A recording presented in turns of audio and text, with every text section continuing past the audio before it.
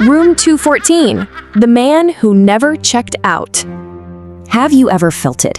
That sudden, inexplicable drop in your stomach when you walk into an empty room. You look around, you see the locked doors, the drawn curtains, the absolute stillness. But a primal, chilling instinct whispers to you that you're not alone, that someone is watching you. We're taught to ignore that feeling, right? To just brush it off as simple paranoia. But tonight, we're going to look at exactly what happens when that feeling is entirely, horrifyingly real. Chapter 1. The Illusion of Safety. The date is March 14th, 2009. Rachel Donovan, a 34-year-old pharmaceutical sales rep, is making a routine drive from Memphis to Nashville. For Rachel, who is a confident, organized professional and travels alone constantly, this trip is completely ordinary. She's booked for a 3-day medical conference at the Marriott Courtyard in downtown Nashville. Her company was actually supposed to send a whole team, but last-minute changes left her as the only employee staying at the hotel. So she arrives early in the evening, stepping into a perfectly quiet lobby. The front desk clerk smiles, hands her a key card, and sends her right up to the second floor. She's surrounded by families and business travelers. It is the absolute perfect picture of safety. She pulls her suitcase down the carpeted hallway and finds room 214. It sits at the far end of the corridor, right next to the emergency stairwell exit. Rachel swipes her card, pushes open the heavy door, and steps inside. It's everything you'd expect from a standard hotel room. You know the type. A king-size bed with crisp white linens, a dark wood dresser, a humming mini fridge in the corner, and a spotless bathroom. She unpacks, orders a room service Caesar salad, reviews her conference notes, and falls asleep peacefully around 11:30 p.m. Her door is locked. The chain is engaged. That first night, she sleeps perfectly fine. Nothing happens. At least, not yet. Chapter 2. The Unseen Threat. Well, the next day is long. Rachel spends her Sunday sitting through panels, networking, and shaking hands with dozens of doctors. By 6:30 p.m., she is completely exhausted. She skips the evening reception, grabs a quick turkey sandwich from the lobby cafe, and takes the elevator back up to the second floor. At the exact moment the elevator doors part, something changes. Rachel feels a sudden prickling at the back of her neck, a real tightening in her chest. She pauses at the end of the long hallway and looks down the corridor. It's completely empty, just the soft hum of the ice machine and the muffled sound of a distant television. Everything looks perfectly normal, but her brain is screaming at her that something is wrong. Telling herself she's just exhausted, Rachel swipes her keycard and pushes into room 214. The room is immaculate. Housekeeping has definitely been in. The bed is made, the towels are fresh, the trash is empty. Her laptop and suitcase are exactly where she left them. But as she stands in the bathroom doorway, she freezes. Her small, blue, zippered toiletry bag. She's a very strict routine, okay? She always leaves it on the left side of the sink counter. Always. But now, it's sitting on the right side. She stares at it for a long, quiet moment. It's just housekeeping, she rationalizes. They must have just moved it when they wiped down the counter. So she slides the bag back to the left side, eats her sandwich, and gets into bed. But Rachel just can't sleep. She lies in the dark, eyes wide open, listening to the heavy silence of the hotel. Footsteps passing in the hallway, an elevator dinging in the distance. The hours tick by. And then, at exactly 2 a.m., the silence is broken. A sound. It's extremely faint, almost imperceptible really, but unmistakable in the dead of night. It sounds like the soft shifting of weight on a hard surface. And it's coming from the closet. The closet door is closed, sitting directly across from the foot of her bed. Rachel sits up slowly, holding her breath, just staring into the darkness. She waits. Nothing but silence. She tells herself it's just the old building settling. Eventually, her exhaustion wins out, and she falls into a restless sleep. Chapter 3. The Catalyst. Monday arrives, and Rachel is totally distracted. She calls her husband back in Memphis, admitting that she feels paranoid and anxious, but assures him she's fine. By 5 p.m., after another full day of conference meetings, she's almost entirely convinced herself that her fears from the night before were just the product of a tired mind. She returns to room 214, kicks off her heels, and decides to take a long, incredibly hot shower to wash away the stress. The bathroom fills with thick, heavy steam. She steps out, wraps herself in a towel, and begins brushing her teeth at the sink, just waiting for the mirror to clear. As the fog slowly begins to dissipate from the center outward, Rachel's stomach absolutely drops. A message appears on the glass. 2 words, written in uneven, blocky capital letters. Nice legs. The words haven't been written with a marker. No, They were traced by a human finger pressing into the glass, leaving behind an oily residue that only reveals itself when the mirror steams over. Rachel drops her toothbrush. She backs up until she hits the bathroom wall, literally gasping for air. The mirror had been completely clean when she arrived yesterday. This means someone wrote it after housekeeping had finished, which means a complete stranger had been standing in her bathroom. Chapter 4: The Digital Trail. Trembling, Rachel immediately calls the front desk. Within minutes, the hotel manager and a heavy-set security officer are standing right there in her bathroom, staring blankly at the chilling message on the mirror. The security officer tells Rachel they need to pull the electronic keycard logs for room 214 right now. You see, every single time a door is opened in a modern hotel, the computer system records exactly which key was used and at what precise second. 20 minutes later, the security guard returns with a printed sheet of paper, and his face is completely pale. He spreads the printout on the small desk. He reads through the list of times Rachel used her own keycard, but then he points to a 7th entry. Sunday night, 1:53 a.m. Just minutes before Rachel heard that strange noise from her closet. The log shows that a keycard unlocked her door, but it wasn't her card. It was a housekeeping master key. When the police arrive and review the second-floor hallway security cameras, the absolute nightmare becomes visible. At 1:51 a.m., a figure in dark clothing with a baseball cap pulled low emerges from the stairwell. The figure doesn't wander.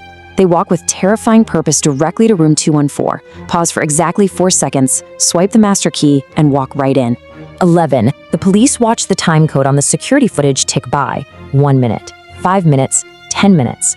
The dark figure remains silently inside room 214 for 11 unbroken minutes in the dead of night, all while Rachel is asleep in the bed just feet away. Chapter 5: The Night Maintenance Man. The investigation swiftly zeroes in on the electronic signature of that specific master key. It belongs to a 41-year-old man named Curtis Lamar Bain. Now, he's not a housekeeper, he's a night maintenance worker. His typical shift runs from 11 p.m. to 7 a.m. His job is to just wander the halls while the hotel sleeps, checking mechanical systems and fixing broken ice machines. To do this, the hotel granted him a master key card. That meant Curtis Lamar Bain possessed absolute, unrestricted access to every single sleeping guest in the building. But a man like Bain never should have had those keys. When detectives pull his personnel file, they discover a truly horrifying oversight. 3 years prior, in 2006, Bain was convicted of criminal trespassing and voyeurism. The hotel's initial background check actually flagged this explicit criminal history, but due to a catastrophic clerical error in the Human Resources Department, the warning was just completely overlooked. The paperwork was filed away, and a convicted voyeur was handed the master keys to the entire property. Police bring Bain in for questioning. He denies everything, of course, claiming he spent Sunday night working down in the basement mechanical room. But the digital key logs place him directly inside room 214.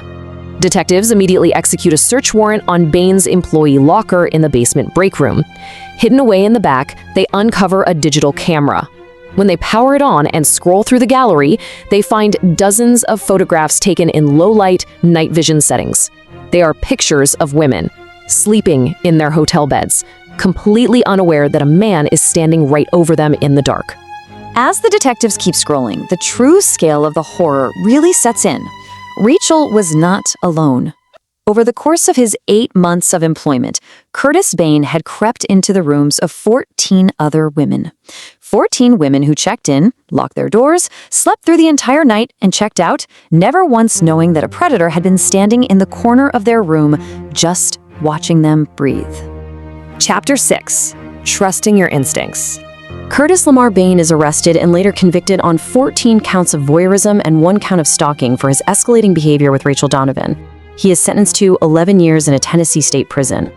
In the aftermath of the civil lawsuits, the hotel overhauls its background check procedures and implements strict secondary verification protocols for any employee attempting to use a master key during overnight hours.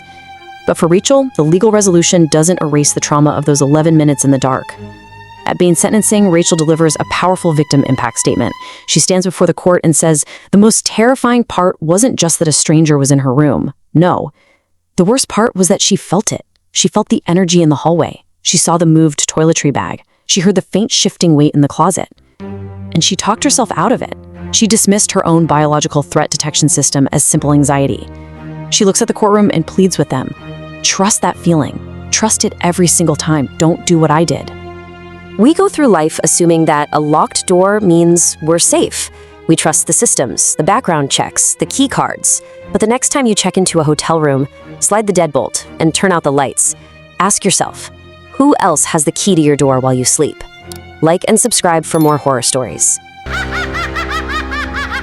You walk in, you lock the door, you throw the heavy metal deadbolt, and you pull the curtains tight. You think you're completely alone. But what if the true danger is already locked inside with you? Have you ever woken up in a dark, quiet hotel room and just felt a sudden, inexplicable chill, a primal, undeniable instinct that you weren't actually alone? Let's step inside room 214. Meet Rachel Donovan. She's 34, a pharmaceutical sales rep, and honestly, hotels are practically her second home. It's March 14th, 2009 at the Marriott Courtyard in downtown Nashville. Because she travels all the time, she's totally comfortable. She assumes this trip's gonna be exactly like the hundreds of others. Safe, routine. She's traveling alone this time, but, she really doesn't mind the solitude. At 6:47 p.m., Rachel gets her key for room 214. It's up on the second floor, right at the very end of this long, quiet, isolated corridor, right next to the emergency stairwell. She wheels her bag down the empty hall, swipes her card, and steps inside.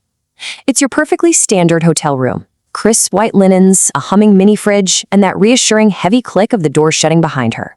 She locks up, gets some room service, preps for her meetings, and goes to sleep. Night one? Completely uneventful. Now jump forward to Sunday, March 15th, around 6:30 in the evening. Rachel is just exhausted from networking all day. She steps off the elevator onto the completely empty second floor, and suddenly, her body just reacts. It's a sharp prickling right at the back of her neck. Her chest tightens. It's that gut instinct screaming that something in her environment is deeply wrong, even though the hallway is dead silent and looks totally normal. She tries to just push through the unease.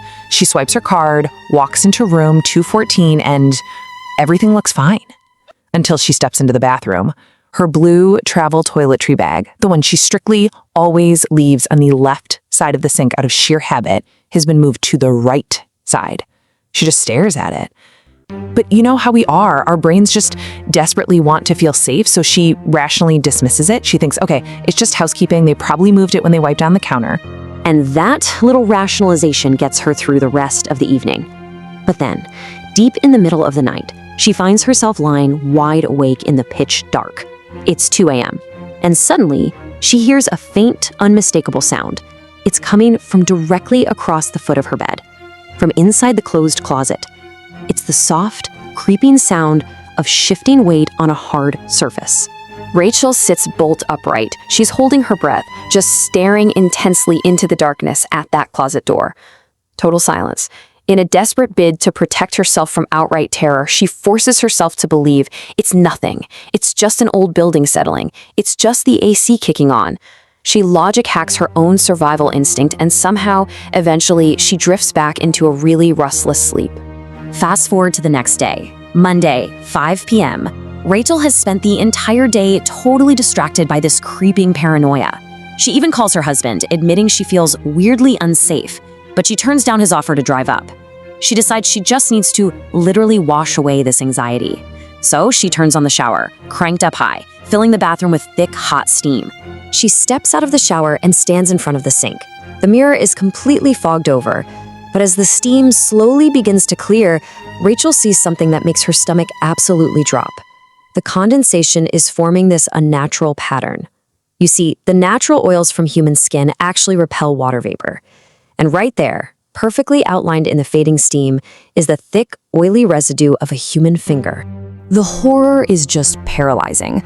She literally drops her toothbrush as she reads two uneven, blocky capital letters wiped into the glass.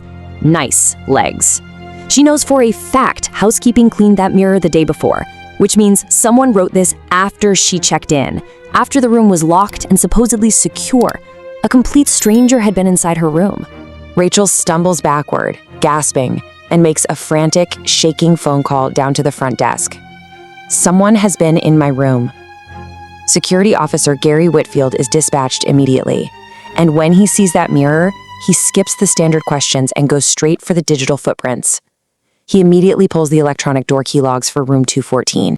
The logs reveal a terrifying truth. You can see Rachel's normal entries, leaving for her conference, coming back at 6:30 p.m. But right there, buried at the bottom of the log, is a timestamp that changes everything. March 16th, 1:53 a.m. An overnight housekeeping master key was swiped. It was used to access her room while she was fast asleep. And as security quickly points out, housekeeping absolutely does not do rounds at 2 in the morning. The Metro Nashville police are called in right away. Detectives pull the internal security camera footage for the second-floor corridor, and they watch as a figure, dressed entirely in dark clothing with a baseball cap pulled down low, exits the emergency stairwell. The figure walks directly to room 214. There's no wandering around, no checking other room numbers, just pure predatory confidence. This person knew exactly which room they were targeting without a single second of hesitation. When the detectives map the digital key logs directly against that camera footage, a horrifying timeline starts to emerge. At 1:51 a.m., the suspect enters the hallway. At 1:53 a.m., the master key is swiped. And at 2 a.m., the exact precise moment Rachel sat up in bed and heard that weight shifting in the dark, the suspect was standing right there in her closet. Finally, at 2:04 a.m., the suspect quietly exits the room. 11. For 11 agonizing minutes, a complete stranger stood in the pitch darkness of her locked hotel room while she slept just feet away. Tracing that specific master key identifies the suspect almost instantly. It's Curtis Lamar Bain, a 41-year-old overnight maintenance worker. But here is the really sickening part. When detectives pull his personnel file, they find a 2006 conviction for criminal trespassing and voyeurism. The hotel's background check vendor had actually flagged it, but a fatal clerical error in HR meant the warning was just filed away and completely ignored. Detectives immediately get a search warrant for Bain's employee locker down in the basement break room. Now, Bain denies everything at first, claiming he was just in the maintenance room all night. But hidden way in the very back of his locker, police find the final devastating piece of this puzzle, a small digital camera. When forensic teams pull the files off that memory card, the contents are just sickening. They find dozens of low-light, night vision photographs, pictures of sleeping women, and Rachel Donovan was right there among them. These were women who had locked their doors, pulled their curtains tight, believing they were safe in a private space, totally unaware they were being watched from the dark. But the absolute most horrifying twist to this entire story, Rachel was not his only victim. There were 14 other women, 14 women from across the country, who checked into that hotel over the previous 8 months, slept in what they thought was a safe room, and checked out, never knowing a man had stood right over them in the dark. Curtis Bain had been escalating his behavior for months, which culminated in the terrifying, bold message he left on Rachel's mirror. Curtis Bain was convicted and sentenced to 11 years in state prison. At his trial, Rachel delivered this incredibly haunting plea to the courtroom. She told the jury that the worst part wasn't the fear of finding out someone was there. The worst part was knowing her body had warned her, and she ignored it. The feeling in the hallway, the moved toiletry bag, the sound in the closet. She looked at the courtroom and said, "Trust that feeling. Trust it every single time. Don't do what I did." Like and subscribe for more horror stories. The aggressive, brutal winter wind of Chicago whips off Lake Michigan like a physical force. It's the kind of freezing air that just finds every single gap in your coat. Into this bleak, gray January steps 38-year-old corporate attorney Daniel Mercer. He's in town for work, pulling up to the luxurious Harlow Grand Hotel, right on the Magnificent Mile. It's this massive, imposing 42 floors of glass and steel. Daniel's a man of habit. He's just here to do a job, completely unaware of what's already waiting for him inside. By 10 a.m., Daniel checks into room 847, up on the 8th floor. He immediately falls into his familiar, highly organized routines. He unpacks his suit, hangs up his shirts, and meticulously sets up his laptop on the exact left side of the desk, perfectly lining up his legal notepad on the right. He's a guy who craves order. Everything in that room is exactly as it should be. Fast forward to 10:30 that night. After a quiet dinner and a quick FaceTime call with his family back in Ohio, Daniel turns in. That first night in room 847 is totally uneventful. He sleeps soundly, resting up for the grueling week ahead. He has no idea that the horror of his stay has actually already begun, right there in the shadows of the hotel. So Daniel returns to his room the next afternoon after walking the city, and his eyes immediately lock onto his laptop. He is absolutely certain he left it on the left side of the desk. That's his strict habit. But now, it's sitting on the right side. Nothing's missing, nothing's damaged or broken. It's just moved. Naturally, he brushes it off. He figures housekeeping just rearranged things while wiping down the desk. But later that same Sunday evening, another tiny detail shifts. He reaches for his toiletry bag in the bathroom, expecting it to be right where he unpacked it on the right side of the vanity, except it's on the left side, again, inexplicably moved to the exact opposite side. Two small things shifted in the exact same weird way. He tells himself he's just being an anxious traveler, blames careless housekeeping again, and forces himself to go to bed. Monday morning, 2:15 a.m. Daniel slowly wakes up in the pitch black. It's not a sudden jolt from a nightmare, just this creeping, uneasy rise to consciousness. And as he lies there in the dark, straining to listen to the dead silence of the room, he smells it.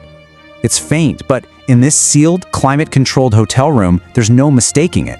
It's the distinct, lingering ghost smell of stale cigarette smoke. And here's the thing. Daniel doesn't smoke. His wife doesn't smoke.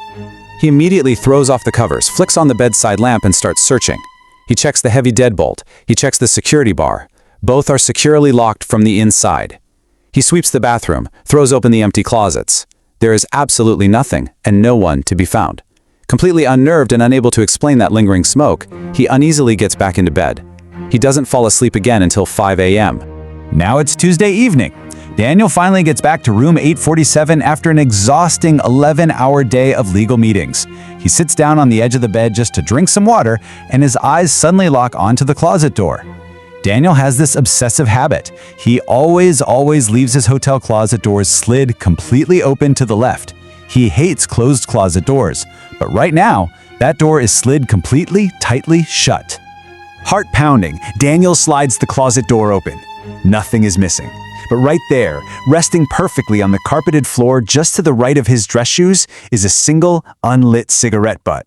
It's slightly flattened, almost like someone had been holding it between their lips in the dark and just set it down carefully. It was the physical proof. He wasn't crazy. Daniel immediately takes out his phone, snaps a picture of the cigarette butt, carefully avoids touching it, and calls the front desk. Guest services manager Thomas Wexler arrives shortly after. Daniel shows him the photo, explains the moved items, the shut door, the phantom smoke smell in the middle of the night. Wexler's face completely drops. He tells Daniel to wait right there while he goes down to pull the electronic door lock records for room 847. When Wexler finally comes back with the printed logs, he explains that there were exactly 7 normal keycard entries since Saturday morning. Daniel looks them over, and every single one of those 7 entries perfectly matches his own comings and goings. His check-in, coming back from lunch, returning from his meetings, all perfectly normal. But then Wexler points a trembling finger to the bottom of the log. There are 3 additional, highly unauthorized entries recorded on that door's electronic lock, and all 3 of these entries were made using the hotel's overnight service master key, deep in the middle of the night. The master key had accessed his room on Saturday at 11:40 p.m., Sunday at 1:58 a.m., and Monday at 12:30 a.m. Daniel instantly does the math in his head. That Sunday night entry happened at exactly 1:58 a.m. That is just 17 minutes before Daniel slowly woke up in the pitch black to the distinct smell of cigarette smoke. Wexler immediately evacuates Daniel to room 3118, all the way up on the 31st floor. Daniel throws his things in his bag in under 10 minutes. He spends that entire night wide awake, completely hypervigilant. He's got the door double locked, the security bar fully engaged, just staring out at the Chicago skyline, waiting for the sun to come up. The very next morning, hotel security and the Chicago police poll the 8th floor hallway cameras. The subject is instantly identified. It's 44-year-old Victor Raymond Stills, a senior member of the hotel's overnight housekeeping staff. The security footage clearly shows him slipping into Daniel's room on all 3 nights. Crucially, he is never carrying a cart, towels, or any cleaning supplies. And the most chilling part?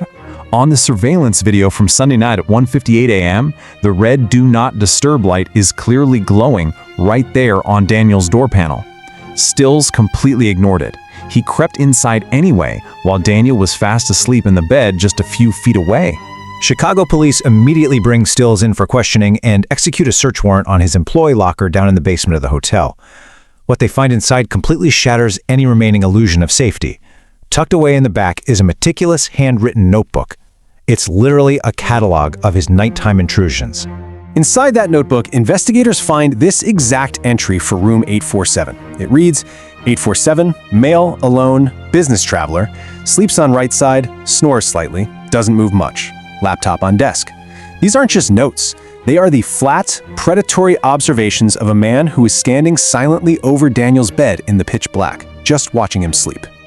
But the notebook wasn't the only thing hiding in that locker. Police also pull out a hidden, prepaid burner cell phone. And when they finally break into the photo gallery, they find dozens of low-light photographs taken inside hotel rooms. Photographs of sleeping men and women, completely vulnerable, totally unaware that someone was standing over them. And these weren't just taken from the doorway.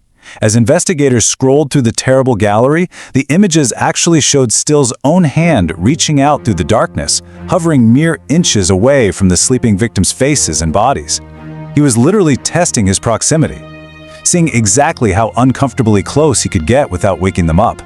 The notebook ultimately revealed that Stills had been doing this for almost a year. 14 months of meticulous, undetected surveillance, stalking dozens of guests in their most vulnerable state.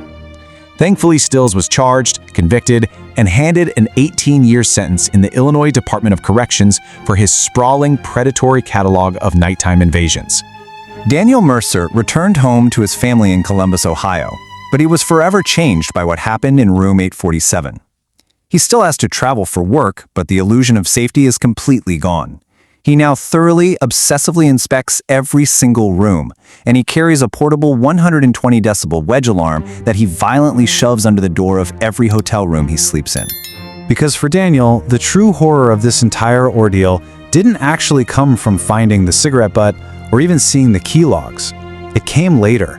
It hit him when he finally sat down and truly mapped out the timeline of that Sunday night, the exact minutes between the electronic door lock engaging and his eyes opening in the dark. As Daniel recounted in a chilling interview months later, the absolute scariest part was this realization.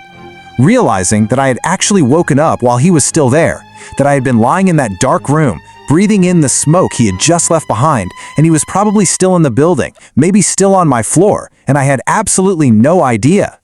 Like and subscribe for more horror stories.